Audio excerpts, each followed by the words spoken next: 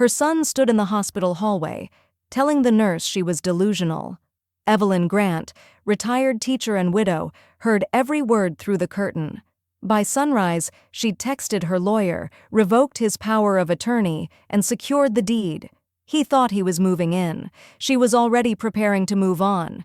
He called it family duty. She called it attempted theft.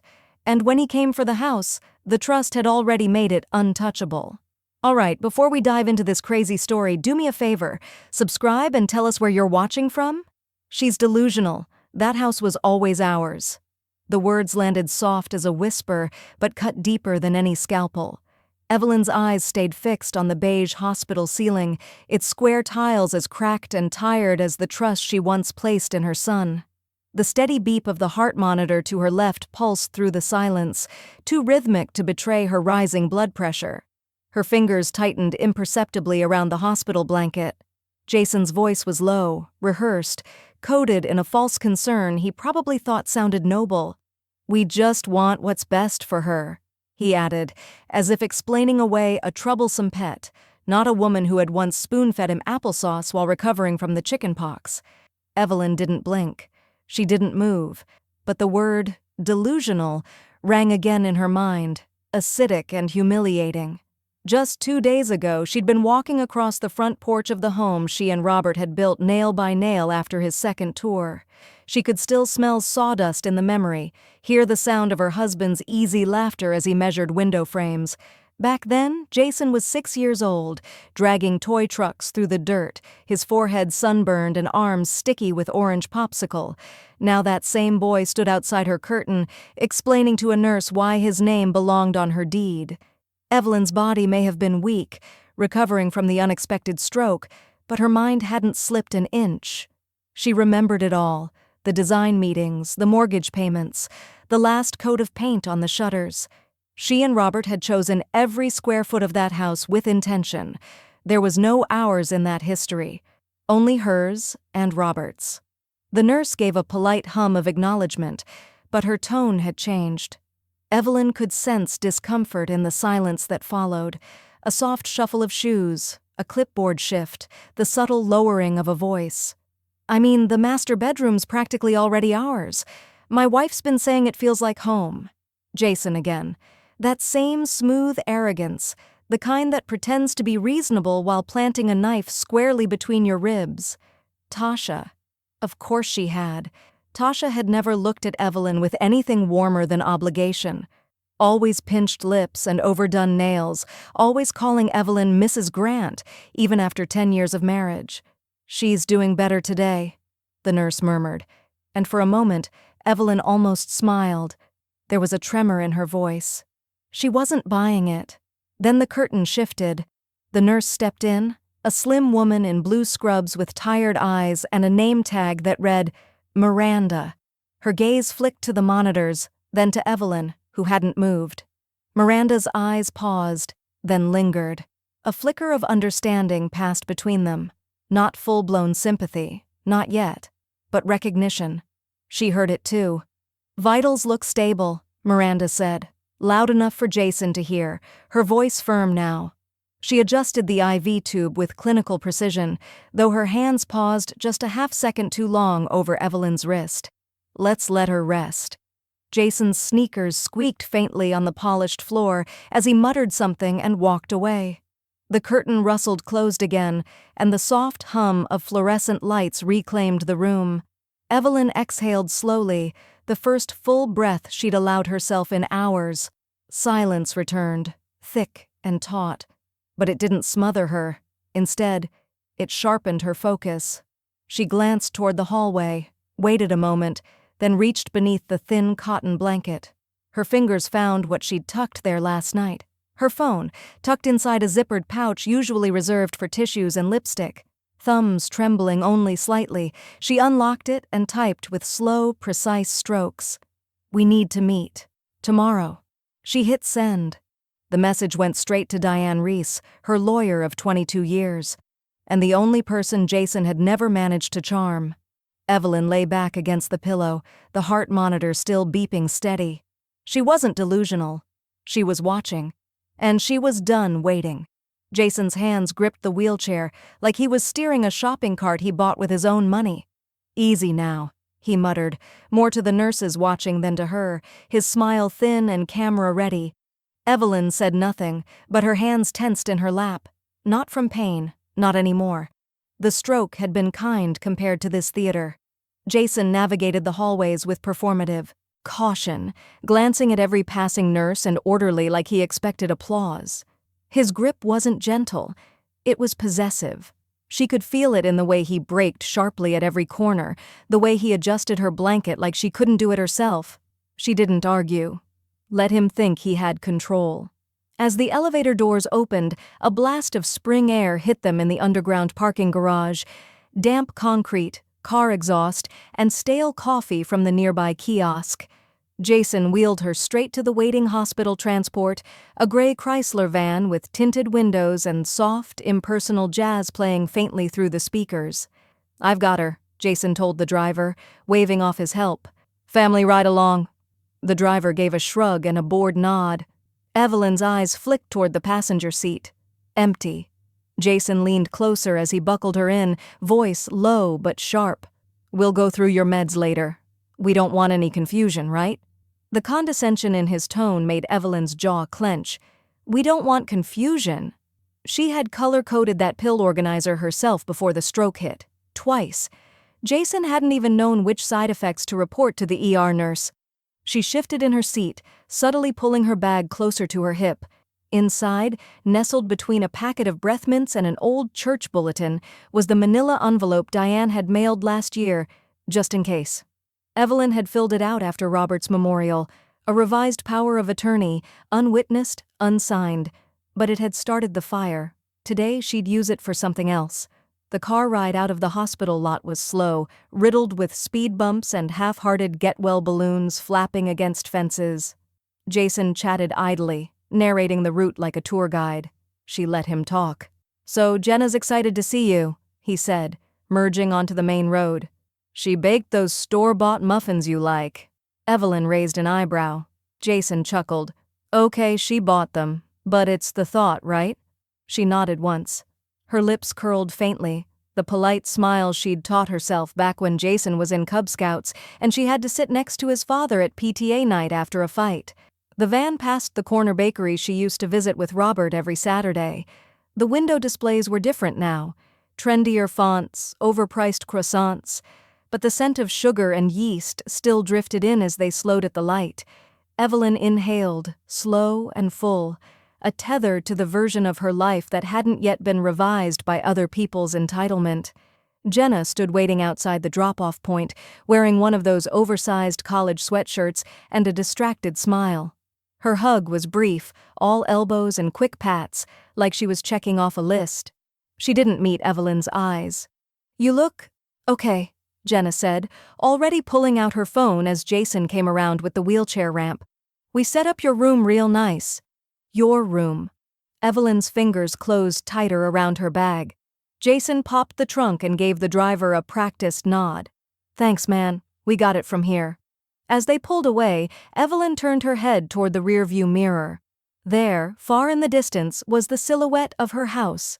Pale blue siding, stone walkway, second-story dormer window she'd insisted on, even when the budget didn't like it.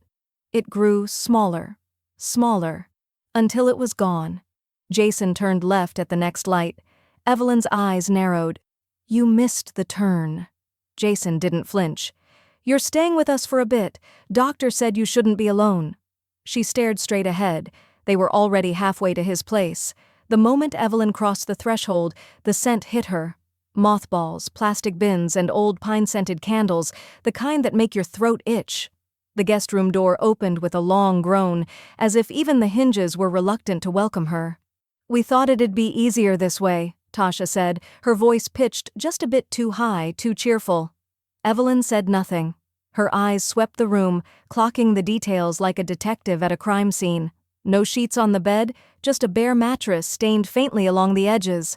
Holiday storage bins stacked too high in the corner. A folded artificial Christmas tree leaned against the closet like an unwanted guest. A dusty fan sat unplugged by the window, its blades coated in a fuzz of neglect.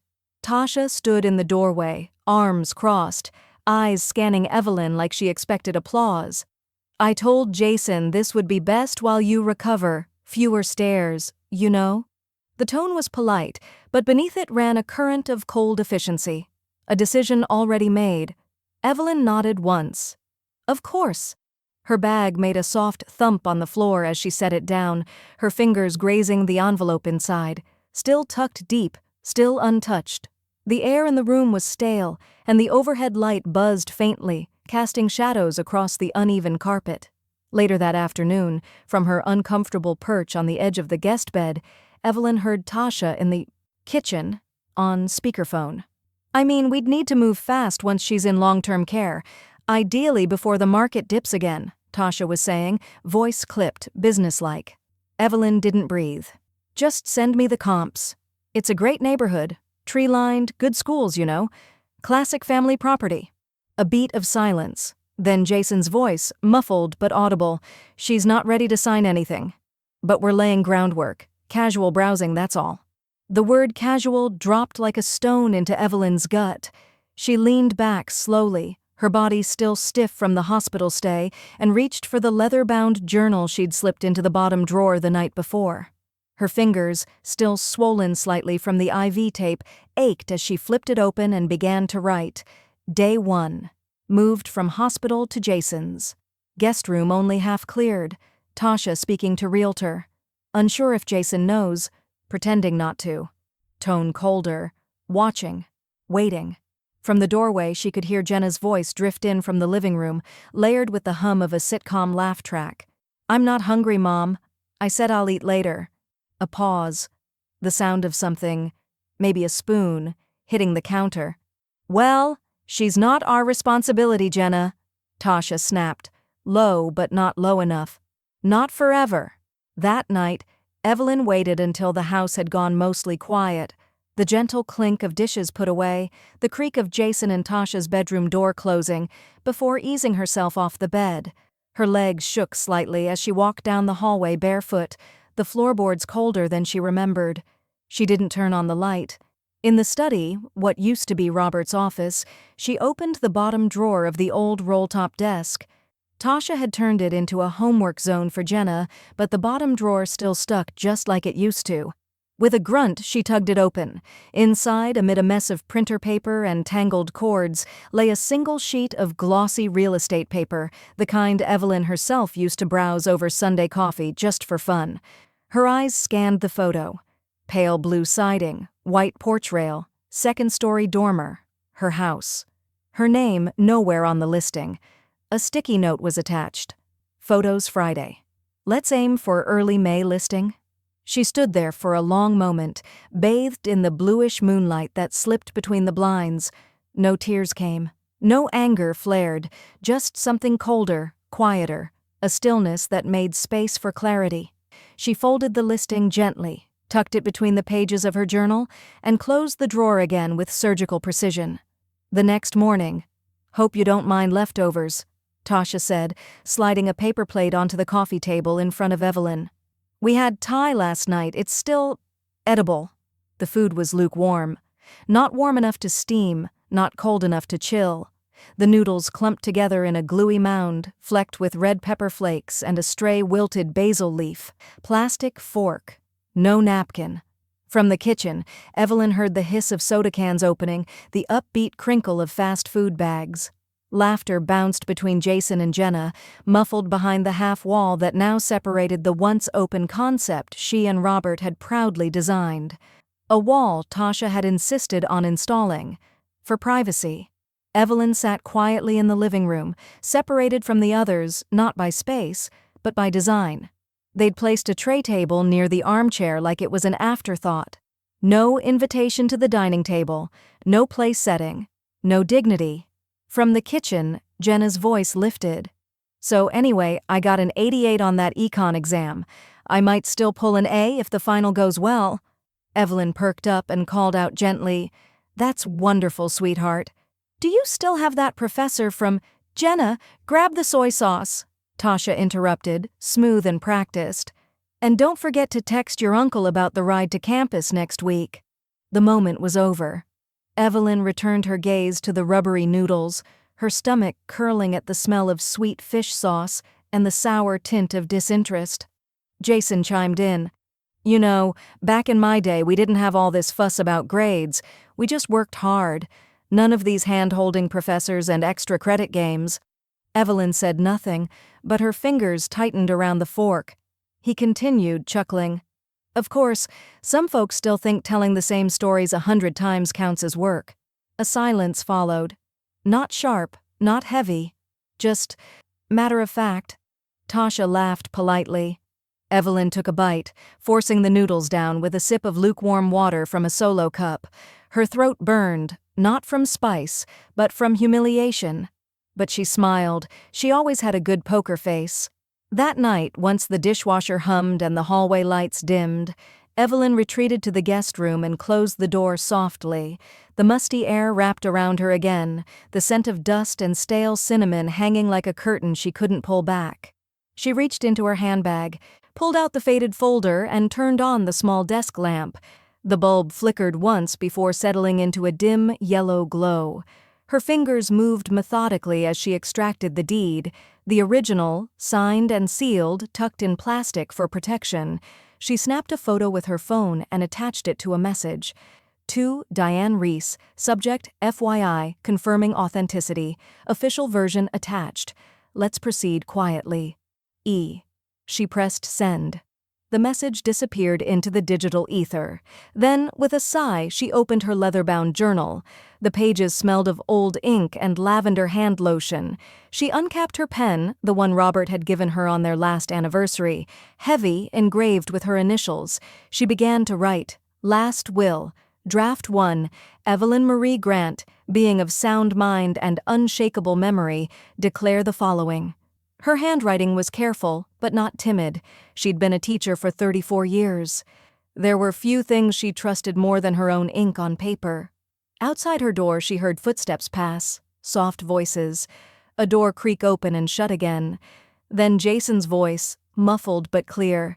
If she goes to a home now, we can list it by spring. It's stupid to just let it sit there. We need that money.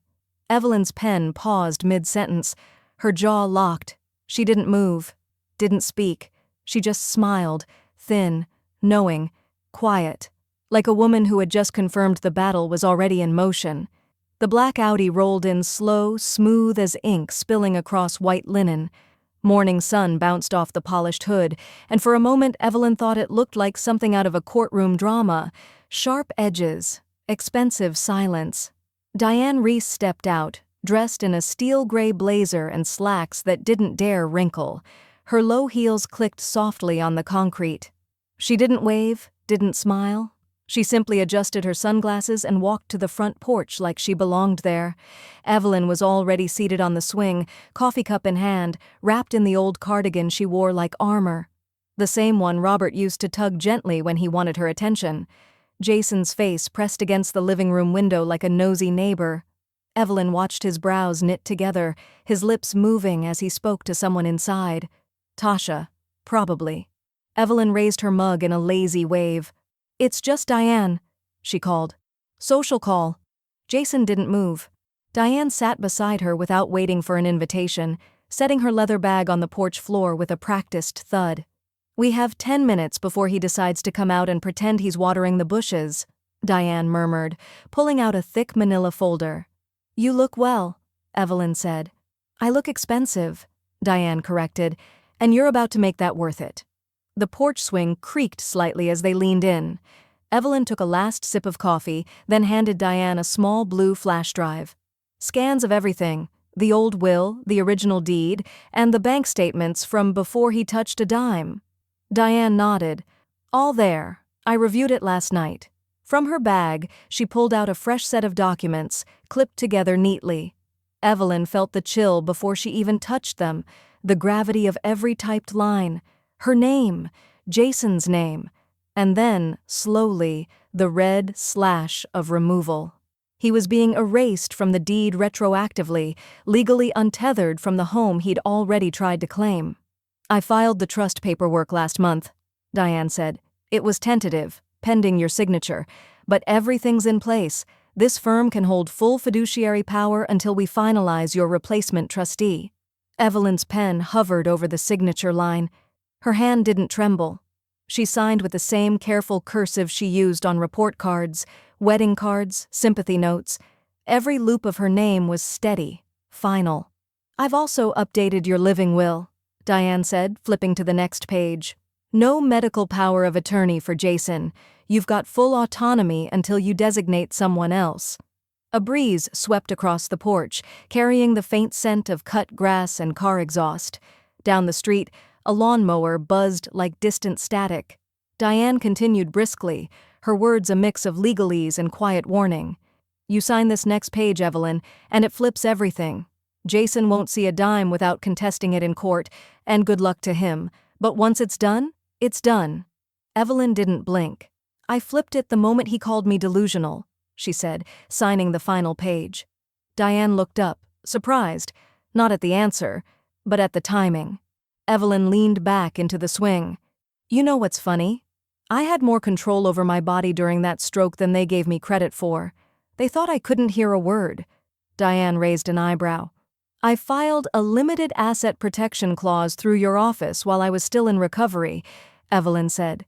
"You didn't notice the expedited paperwork?" "I noticed it got processed faster than usual," Diane admitted, smiling faintly.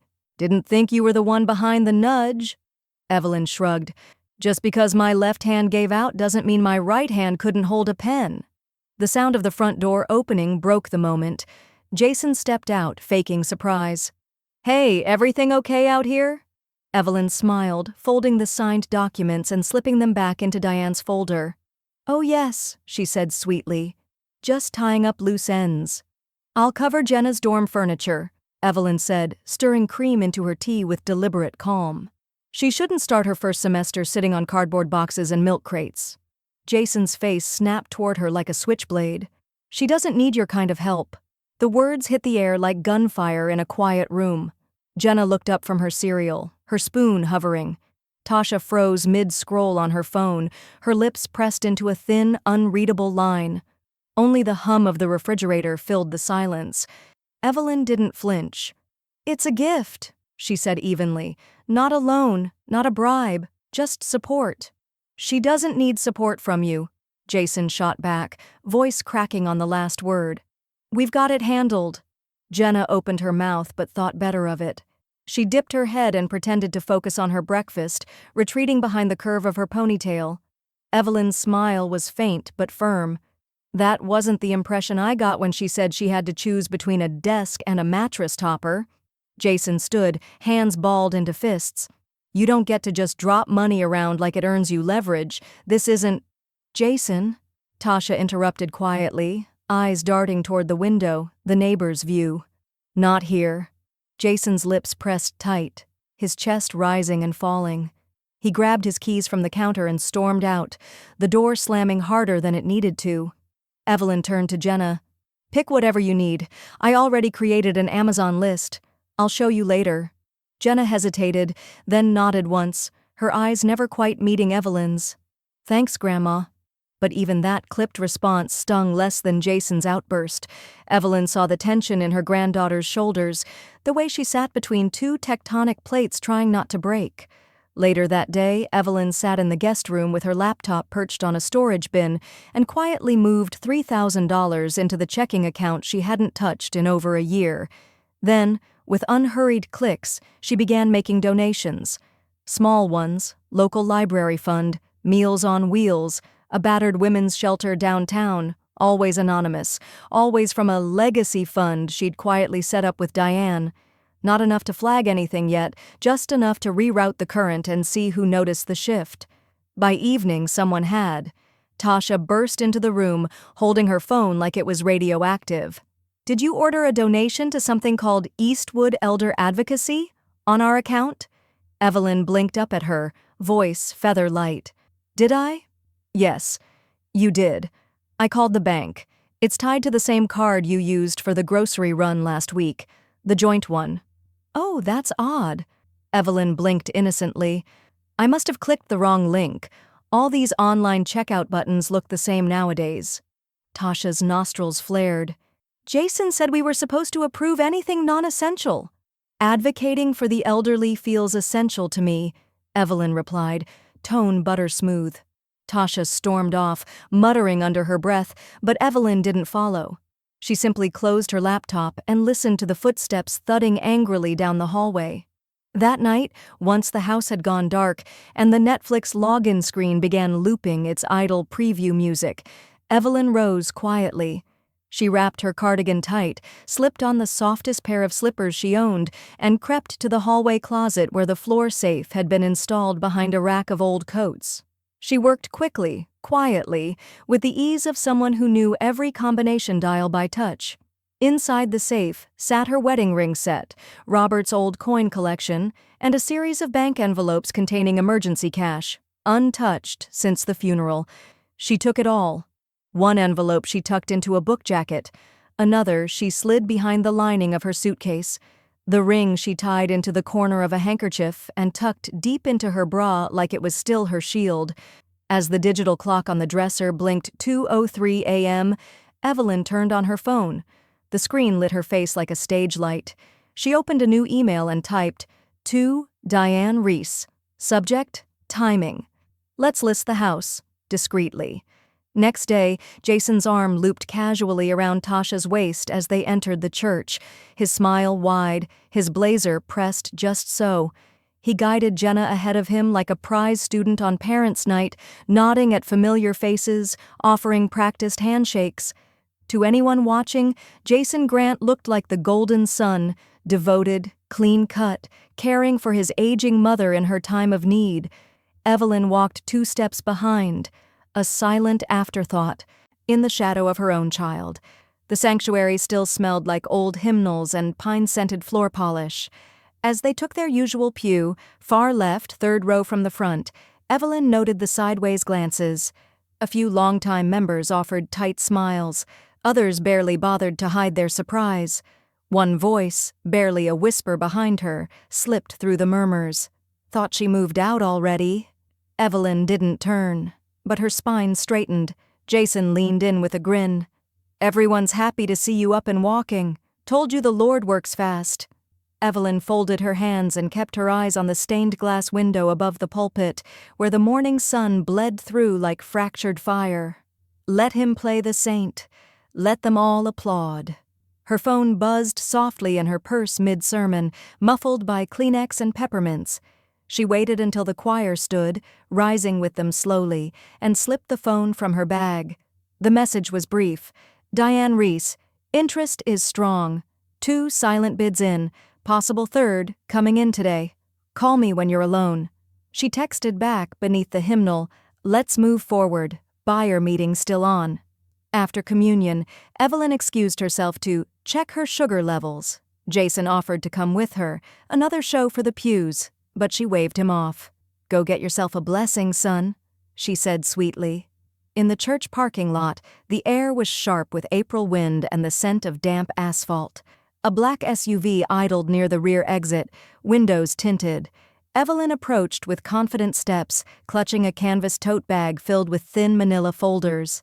The man who stepped out was in his 40s, dressed down in jeans and a zip-up fleece, but his handshake was firm and purposeful. "Mrs. Grant, pleasure." "Let's be quick," she said. "The sermon's long today, but not that long." She handed him the tote. Inside were full inspection reports, original permits from the 1980s, HOA records, and a recent appraisal Diane had commissioned under a third-party firm. Not a single page tied back to Jason. "I walked the property this week," he said. "It's rare to find something this clean." Evelyn smiled. "It was built with purpose, and kept that way." He nodded. "All cash, no contingencies, 30-day close if we can push title." Evelyn extended her hand again. "You'll have my attorney's contact by this evening." She was back in the pew by the time the collection plate passed. Jason gave her a quizzical glance. "You okay? You were gone a while?" "Just had to sit a bit," she replied, patting her chest gently. "The incense today's thicker than usual." During lunch at a local diner, Evelyn picked at her coleslaw while Jason rattled on about rising gas prices, and Jenna checked her phone under the table. Tasha sipped her sweet tea with that same distracted expression Evelyn had come to associate with keeping tabs on something more important than the people in front of her. Jason kept stealing looks at Evelyn, though, subtle, sharp, measuring. "You sure everything's all right?" he asked again. She smiled and dabbed her lips with a napkin. Why wouldn't it be? Back at the house, Evelyn slipped into her room and pulled out her phone.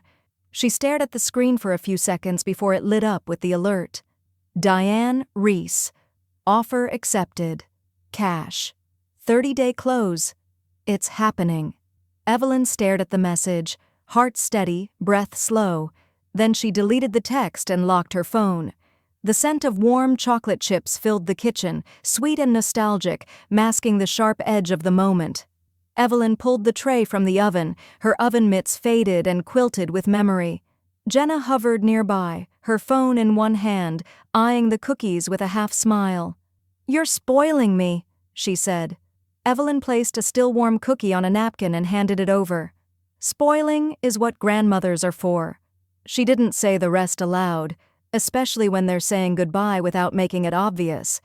On the other side of the kitchen island, Diane sat upright, a leather folder open before her, papers lined in quiet formation. A mobile notary stood beside her, official stamp ready. The man didn't speak much, just watched and waited with the patience of someone used to secrets being inked into permanence. Evelyn signed each page with steady hands. Grant deed, escrow disclosure, trust fund routing instructions, her estate, her home, her silence, all vanishing into a tidy package tied up in legal knots Jason couldn't undo if he tried.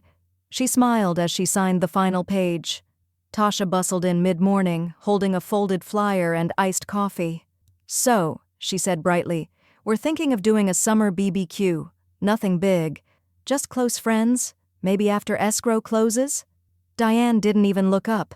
Evelyn folded her hands, calm as glass. "Whose backyard?" she asked softly. Tasha blinked. "Ours," she said, almost a question now.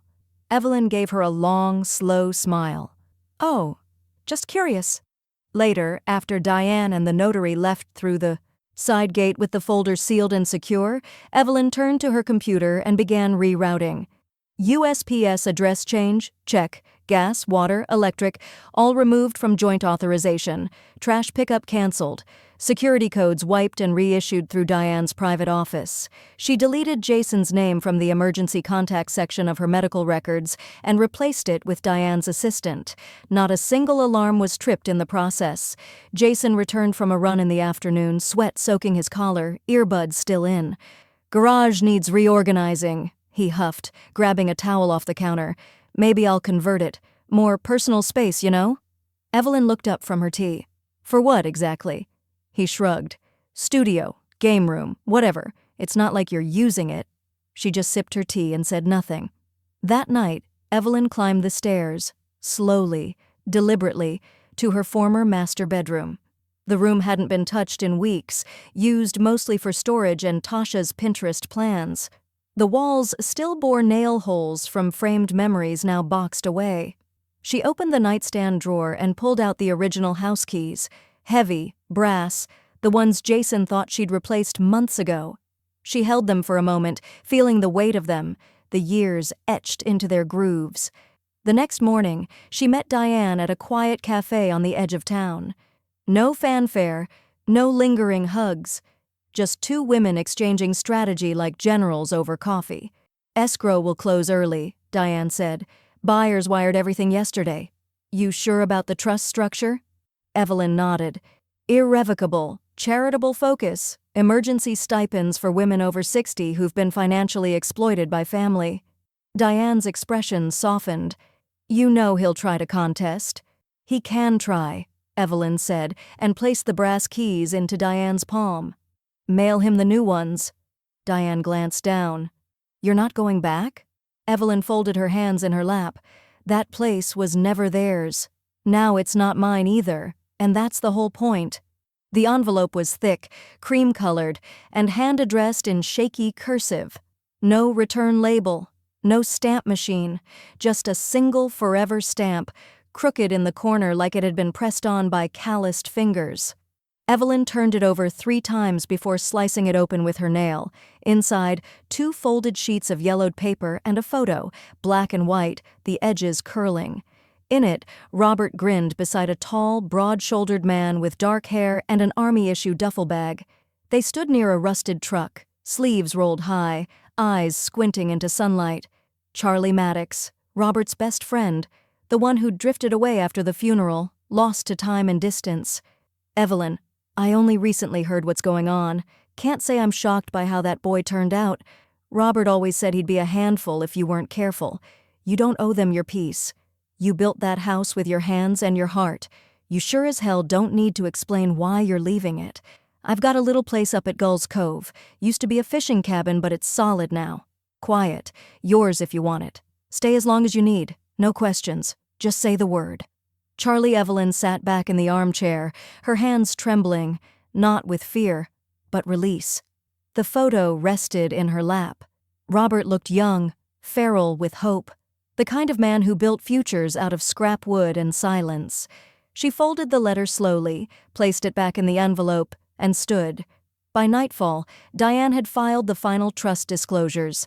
The new entity, the EM Grant Foundation for Women, was officially recognized, IRS stamped, and legally protected. Jason would never know the name until it showed up in a footnote in some local news article about elder advocacy. Evelyn withdrew a modest sum the next morning from a small savings account, just enough for a few months of groceries, gas, and a fresh start. The rest would trickle into monthly auto donations to shelters, food banks, and the church's widow ministry. That evening, Jenna found her sitting on the back porch, a woven blanket around her shoulders. The spring air smelled like fresh mulch and warm magnolia, thick and sweet. "Mind if I join?" Jenna asked. "Please," Evelyn said. They walked slowly through the yard together, past the raised garden beds now empty, soil crusted and forgotten. Evelyn paused by the old oak Robert had planted. Its branches reached like arms ready to catch something falling. "I think you're going to do fine," Evelyn said. "Better than fine." Jenna hesitated. "Does this mean you're really going somewhere?" Evelyn turned, tucking a small folded note into Jenna's hoodie pocket. "It means I'm choosing to be somewhere I'm respected. That's different than leaving." Jenna looked down, fingers brushing the paper but not opening it. "I always kind of knew," she whispered. "The way they talked around you. It didn't sit right." Evelyn kissed the top of her granddaughter's head. "Then don't let anyone talk around you either." They stood there for another minute, 2 silhouettes against the dying light, neither rushing to say goodbye. That night, Evelyn packed just one bag: clothes, toiletries, the pen Robert gave her, the deed to the cottage, already emailed and countersigned by Charlie. At 4:53 a.m., the hallway lay still. Jason's door shut tight, Tasha snoring lightly in the guest room.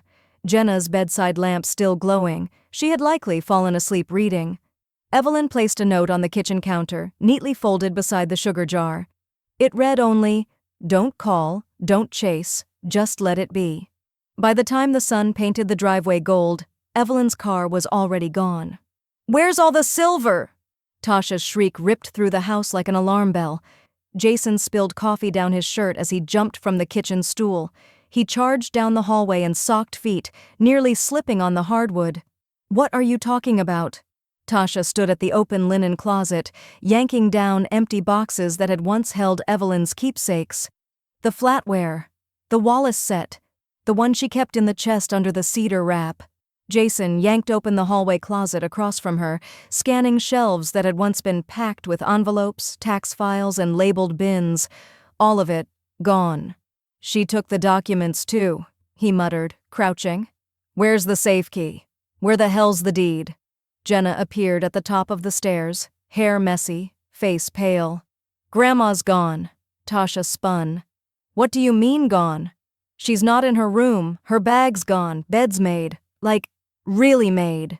Jason stormed to the guest room, closet doors wide open, hangers swinging. The desk drawer sat ajar, just enough to reveal its emptiness. On the kitchen counter, near the sugar jar, sat a single folded piece of paper. Jason lunged for it like it might burst into flames. He read aloud, "Don't call. Don't chase. Just let it be."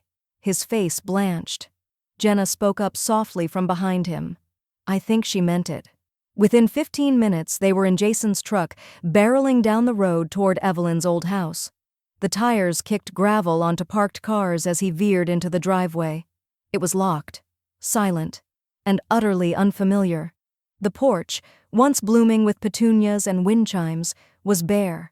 The curtains inside were new, sleek white panels drawn tight.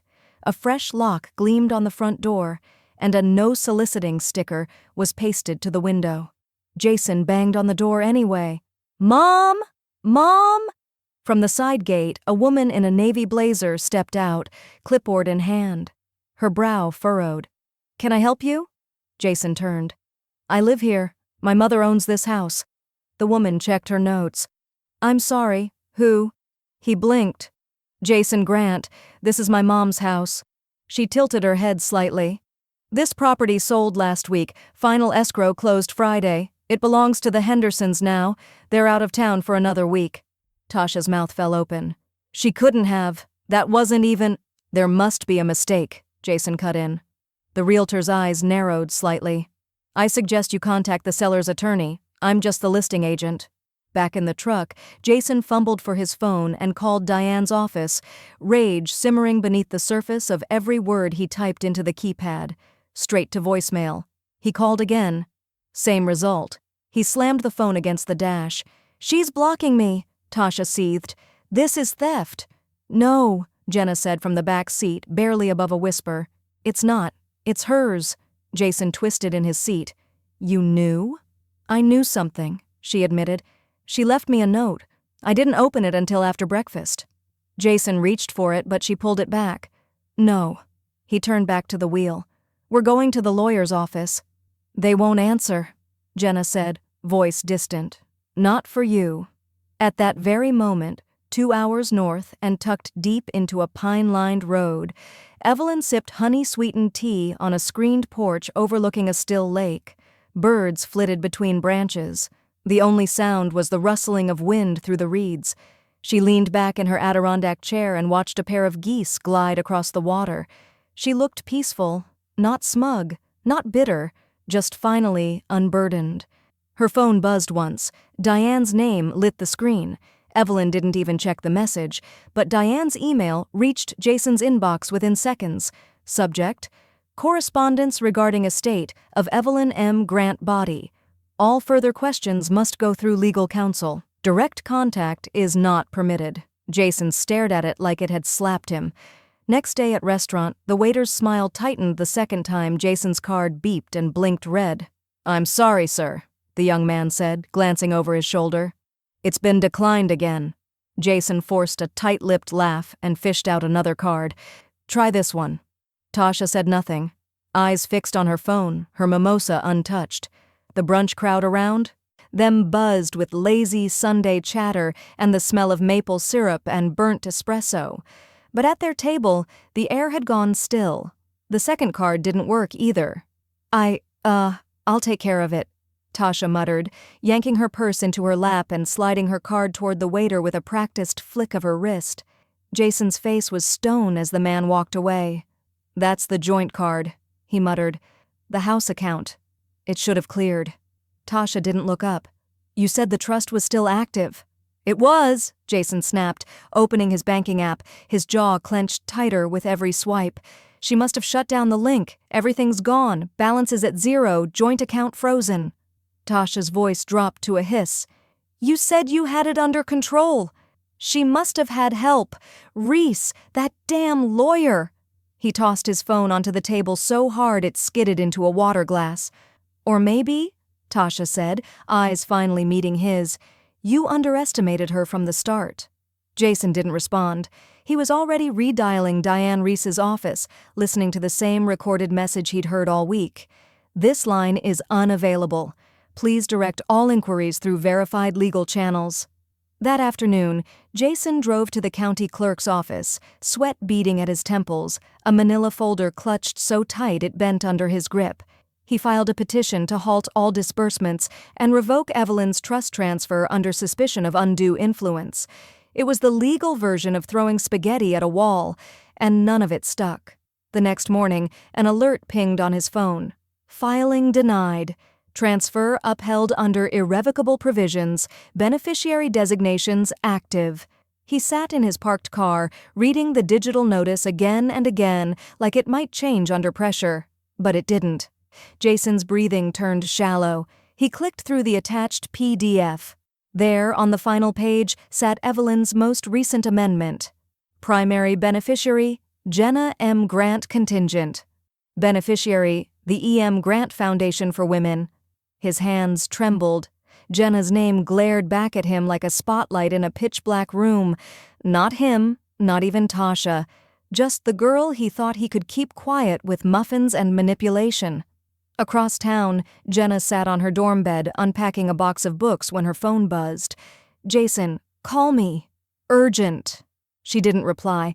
Instead, she texted her grandmother. "Jenna, are you okay? Everything's kind of imploding." The reply came a few minutes later. "Evelyn, you are okay. They are not. That's the difference." Jenna blinked, rereading the message until her throat tightened. Down the hall, her roommate called. "You coming to the mixer?" "Yeah," she said, clearing her throat. "Be right there." Jason stormed through the living room, knocking a stack of unpaid bills off the coffee table. Tasha sat on the couch, arms crossed, watching him unravel. "She left everything to Jenna?" she asked. "I'm her son," he shouted. "Jenna's barely out of high school." She knew what she was doing. Tasha's tone was icier than Evelyn had ever managed. "And you underestimated her every step of the way." He turned on her. "Don't start." She stood. "No, Jason. I should have started years ago." Before he could respond, her phone buzzed. She checked it, sighed. "Law firm again," she said. "Your filing was officially sealed. You're not allowed to amend or challenge again for 6 months." Jason stared at the wall like it might give him a better answer than she could. "Then it's not over," he whispered, mostly to himself. "No," Tasha said as she walked away. "It's just out of your hands now." Evelyn set her tea down just as the newscaster's tone sharpened. In local headlines, a man was arrested yesterday for attempting to force entry into a recently sold residential property in Willow Heights. According to neighbors, the man claimed the home was his by blood. Officers on scene reported minor damage to the front door and verbal threats made toward the homeowner's representative. The screen cut to grainy phone footage. There was Jason, hair disheveled, shouting at a stunned realtor who tried to block his path. His shirt clung to sweat-drenched skin, and one of his sneakers was untied, flapping beneath him as 2 officers guided him into the back of a cruiser. His voice cracked as he yelled something unintelligible, but Evelyn didn't need audio to guess what he was screaming. The anchor returned. He was charged with misdemeanor disorderly conduct and released on bail earlier this morning. Evelyn muted the TV and sat back in her chair, the lake outside her window bathed in a soft gray haze. Rain tapped gently against the glass, a rhythm that sounded more like closure than a storm. She wasn't angry. She wasn't even surprised. She was just done. Later that day, as clouds began to part and the gravel drive grew quiet again, a car door closed softly outside. Evelyn peered out the window and smiled. Jenna stood at the edge of the porch with her suitcase, hair tied up, hoodie zipped to her chin. Her expression was equal parts defiance and exhaustion. Evelyn opened the door and stepped aside. "I kept the good towels for you." Jenna's shoulders dropped. "God, I hope they're the fluffy kind. I've had a week." The moment the door clicked shut behind them, silence fell. Not awkward, but sacred. They sat by the fireplace, neither rushing the other, sipping cocoa and soaking in the scent of cedar and old books. Evelyn finally spoke, voice soft. "I imagine you have questions." Jenna looked over. "Only if you want to tell it." "I do," Evelyn said. "Not because I need to justify, just because some truths deserve the light." So she told her. About the whispers in the hospital, the boxes in the guest room, the way the walls of her own life began closing in while Jason and Tasha smiled through it all. She explained the trust, the house sale, and why Jenna's name was the only one left on anything that mattered, but she told it gently, like peeling a bandage without yanking the skin. No venom, no self-pity. Jenna listened with quiet fury in her eyes, knuckles white around her mug. I always felt something off. Even as a kid, the way he talked over you, the way Mom acted like she was hosting, not helping. Evelyn reached out and took her hand. Some people wear entitlement like skin, others see it for what it is. Jenna blinked back sudden tears. You didn't have to give me anything, you know. I didn't, Evelyn said. I trusted you. That's different. Outside, the lake stretched wide and patient, the kind of stillness that only comes after hard choices. The phone rang. Evelyn reached for it, and the familiar voice of Diane Reese came through the line. You watching the news? I saw enough, Evelyn replied. Well, now the press wants your side. I've got a media contact at the Morning Ledger. They're already poking around about the arrest and the trust transfer. We can control the narrative, frame it on your terms. Evelyn looked across the room. Jenna had curled up in the armchair, wrapped in one of Robert's old flannel throws, her suitcase tucked neatly beside her. Her future, Evelyn realized, had already started. She brought the phone back to her ear. Tell them I'll think about it, she said, but only if they print the truth. I'm not a victim, Evelyn said, her voice steady, face framed by soft sunlight filtering through the lake cottage window. I'm a homeowner. The reporter blinked, caught off guard by the calm defiance in her tone. A young woman, maybe mid-30s, with a clipboard full of guiding questions and a heart full of expectations, ones Evelyn had no intention of fulfilling. She wasn't there to cry. She wasn't there to rage. She was there to reclaim. The camera rolled, its red light blinking slowly. Evelyn's fingers rested in her lap, her spine straight, her cardigan folded neatly around her shoulders. I wasn't confused, she continued. I wasn't sick, and I wasn't unaware. What I was underestimated. The piece had started as a small community spotlight. Lake Widow's legal victory, they'd called it in the early pitch. But once the news of Jason's arrest and the airtight trust made local rounds, the segment ballooned into something more. The anchor nodded respectfully. You transferred your entire estate without your son's knowledge. Why? Evelyn's lips curved into a small smile. Because you don't owe abusers the courtesy of a warning. Silence filled the room, dense and respectful. Behind the camera, Jenna stood off to the side, arms folded, watching with cautious pride. She hadn't missed a moment. Diane was on a nearby call, coordinating the nonprofit's first board meeting, but even she had peeked in when Evelyn started speaking. The interview aired that weekend. A 5-minute profile nestled between local weather and an update on highway construction. And yet, it caught fire. By Monday morning, the station's Facebook page had over 40,000 shares. Comment sections filled with stories from other seniors, adult children, caregivers, social workers. Words like empowering, brave. Finally, someone said it. Donations trickled in first, then flooded. By the end of the week, Evelyn's newly formed EM Grant Foundation had enough seed money to fund its first round of legal aid grants. Diane scrambled to hire a paralegal team just to handle intake. I didn't think it would blow up like this, Jenna said one night, scrolling through her phone at the kitchen table. You're kind of a movement now. Evelyn stirred her tea, adding a slice of lemon just the way Robert used to like it. I didn't plan to start anything, I just refused to be finished. Jenna looked up. I joined an advocacy group on campus. They need volunteers to call and check on elderly tenants in student housing zones. A lot of them live alone. Evelyn smiled, her eyes misting. That's good work. I think it matters, Jenna said softly. You showed me that. Across town, Jason sat alone in a borrowed guest room at a friend's house, scrolling through the online article with hollow eyes. There he was, referenced without name, the adult son who misused his power of attorney, pressured his recovering mother, and attempted unauthorized entry into her legally sold home. He closed the laptop. There was no fight left to mount, no money to spend on appeals, no sympathetic ears to bend. He picked up a pen, then set it down, picked it up again. The weight of it felt unfamiliar. That evening, back at the cottage, Evelyn stood on the porch as dusk settled over the lake. The loons had begun their call, haunting and low across the water. The sun was bleeding out over the trees in long copper streaks. Her mailbox sat quietly at the edge of the gravel path.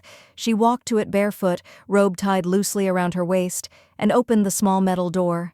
Inside, a single cream envelope, no return address. Just her name, handwritten, tight script, familiar. She turned it over slowly, thumb grazing the sealed flap. From inside the house, Jenna's voice called, "Want me to heat the cobbler?" Evelyn didn't answer. She just stared at the envelope, the lake behind her glass still. "I just wanted what was fair." The words stared back at Evelyn from the page, centered near the top of Jason's letter in his rigid all-capitals handwriting. Not a greeting, not a "Dear Mom." Just that opening line, as if fairness had ever been his to define. She sat at the kitchen table, morning sun crawling across the polished wood, warming the ceramic mug beside her hand. Jenna had already left for town, something about muffins and printer ink, but Evelyn hadn't moved in over 15 minutes. The letter continued in fits and fragments. "I know I handled it wrong. I got caught up in the finances. It's not easy trying to manage a family these days. You always made it look easy. Maybe that's what fooled me." There was no sorry, no acceptance, no clean admission of the manipulation, the entitlement, the erasure. Only softened justifications wrapped in nostalgia. A subtle plea for grace without ever saying the words. Evelyn folded the letter carefully, tucking it back into the envelope.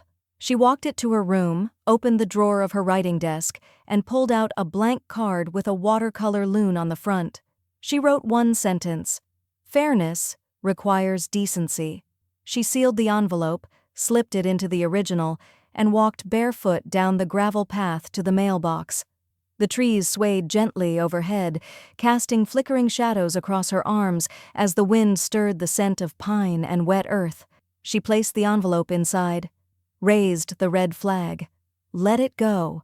Later, as she was rinsing out a teacup, Jenna returned, cheeks pink from the breeze, brown bag swinging from her wrist. "There's something about that bakery's cinnamon rolls," she said, pulling out a still warm spiral glazed in vanilla icing. "They feel like a hug." Evelyn smiled and dried her hands. "Then let's eat them before the hug gets cold." They sat on the porch, boots off, plates in their laps.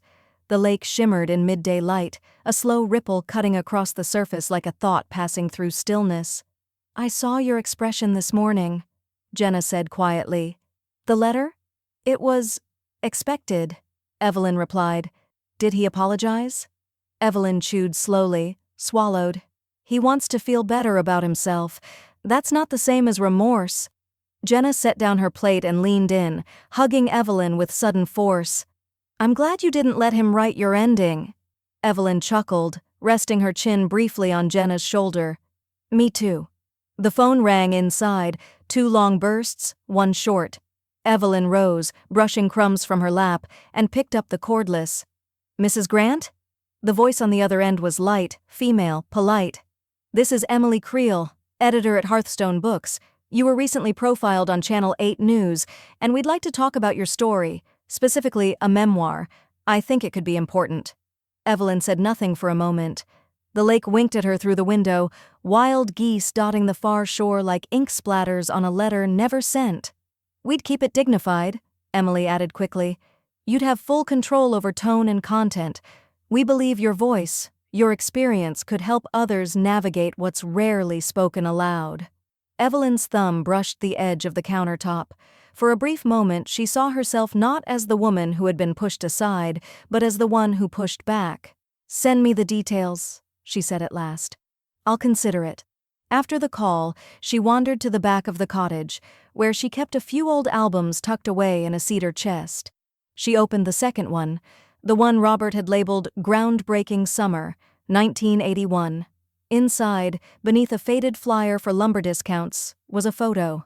Her and Robert, standing in front of a wooden frame half-built, smiles full of sawdust and sun. No Jason, no Tasha. Just them. The beginning. She stared at it for a long time, her fingers pressed gently to its curled corner. Sunlight spilled through the wide cottage windows like honey, thick, golden, slow. Evelyn stood barefoot on the warm hardwood floor, one hand resting lightly on the windowsill. Outside, the lake shimmered with quiet confidence, its surface broken only by the lazy trail of a canoe slipping through morning mist. She exhaled deeply, not out of exhaustion, not grief, just presence. This was what peace tasted like, brewed coffee in a hand-thrown ceramic mug, the distant rustle of pine needles, and the crisp feel of linen pajamas that hadn't known stress in months. The storm was over, and for once, there was no need to brace for the next wave. She moved to the kitchen and opened her email. Diane's morning report had already arrived, concise, direct, and satisfying. Subject, Grant Foundation. Update body. Third resident move-in completed yesterday. All 3 properties funded and secured. Applications for Q3 support services now open. Anonymous donor added $15,000 overnight. Attached thank you note reads, "You helped my mother when we couldn't." Paying it forward. Evelyn placed a palm to her chest, warmth blooming quietly beneath her ribs. Each of the women now housed by the trust had a story that once mirrored her own. Sidelined, underestimated, quietly erased. Now they had keys, space, and dignity, 3 things Jason had once tried to strip from her in a single whisper behind a hospital curtain. Jenna's footsteps padded into the room. She was home for the weekend, a backpack slung over one shoulder, and a brochure from the campus Elder Advocacy Initiative tucked into her notebook. "Morning," Jenna said through a yawn, pouring herself a glass of orange juice. "You look rested," Evelyn noted. "First time in weeks," Jenna replied. "Midterms were rough, but I got an A on my policy paper." Evelyn beamed. "Was it the one about elder abuse law reform?" "Yep, cited you in the intro." Evelyn laughed gently. "You'll get me in trouble." "Or tenure," Jenna teased. They sat together in companionable silence, the lake outside their window painting ripples against the walls. No phones buzzed, no strained conversations lingered. Tasha had never contacted her again, not even a holiday card. Evelyn suspected shame, but she didn't feed it. Let it drift. Let it rot in peace. That afternoon, Evelyn arranged porcelain teacups on a folding table beneath the oaks in the backyard. 3 other women arrived, one walking with a cane, another pushing a cart of baked goods, the third wearing lipstick too bold for her age, and entirely perfect. They sipped Earl Grey and laughed over war stories. Husbands who never listened, bank accounts that vanished overnight, families that forgot them until wills were in question. But it wasn't bitterness that hung in the air. It was reclamation. It was clarity. "You ever think you'd be doing this at our age?" one of the women asked. Evelyn shook her head. "Number, I thought I'd fade quietly, but quiet doesn't mean invisible, and dignity doesn't mean silence." As twilight came, and the tea party dissolved into thank yous and parting hugs, Evelyn stepped back inside. Her desk sat clean, centered beneath the window, a stack of draft pages waiting in a leather folder stamped with the publishing house's logo. At the top of the manuscript, in crisp black type, title, "Delusional? Not Quite," by Evelyn M. Grant. She read the opening line aloud, testing its weight in the room. "This is not a story of anger. It is a story of remembering what they hoped I'd forget." The final contract sat beside the manuscript, pen placed just so. She picked it up, signed slowly, and smiled. Not for the world, not for the camera, just for herself. Outside, the lake mirrored her perfectly, steady, clear, and finally still.